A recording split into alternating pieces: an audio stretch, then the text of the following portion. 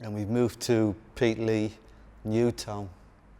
So I've come from Oughton Manor in Hartlepool, really old established town, up to this new space age town, Peterlee. And it was a proper eye-opener, you know. We had all of these houses with flat roofs, no proper roofs, are all flat. Wide open spaces, lots of green fields and grass and trees. It was like something from the future, you know. And then you go to the town centre, and that was just beautiful. It's the only way I can describe it. We had fountains and meeting places, playgrounds, escalators. The town centre was absolutely thriving. You know, all the shops and the shoppers, it was packed. And it had a really good feel about the place, you know, really good vibe. We've just moved to Peterlee. We moved to Penton Close, up on Pennine Drive, the Pennine Drive area of Peterlee. And they used to call that area of Peterlee the Beverly Hills of Peterlee. And the reason was because a lot of the clubland performers at the time lived in Peterlee. And I think the reason was because there was housing available, and Peterlee was pretty central to Durham, Middlesbrough, Darlington, Hartlepool, Sunderland, Newcastle, Washington, so that they could, you know, it was just accessible for them. And in my street alone, we had the Hart family, we had John and Betty Hale, who were two really big country and western singers, played all the festivals. We had Frankie Cash, who was an impressionist. Who else did we have? We had the Crankies. I don't know if you've ever heard of the Crankies. Roy Walker, yeah. It was just all entertainers, and they all lived in my neighbourhood. So bearing in mind, you're talking about the punk explosion now, you know, to 1977, 78, Sex Pistols, and you only needed 3 chords and the truth.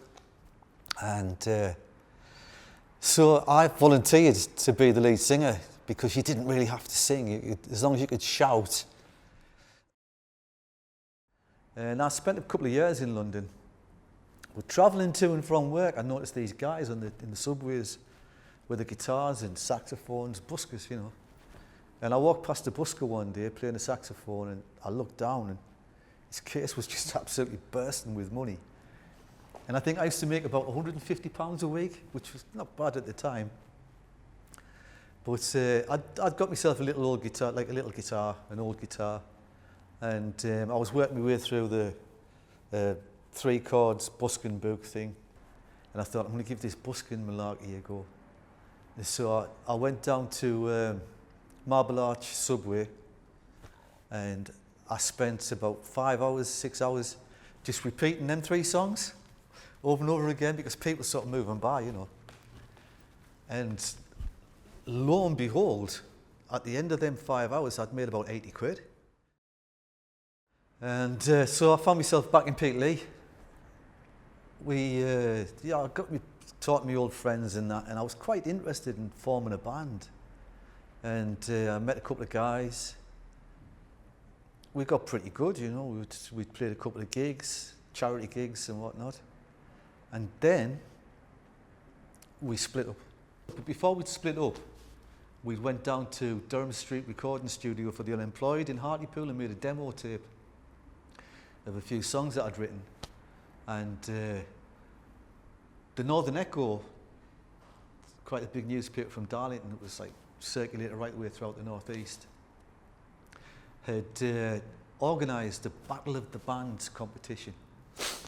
And the first prize was £2,500 in cash, 2 crates of Morte Chandon champagne, and a brand spanking new Bedford van.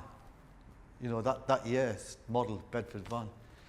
About 2 weeks later, there's a knock on my door, and it's the 3 lads in the band, and they're like, "Mick, do you fancy coming back and sing with the band? You can get your guitar, or you can play your guitar."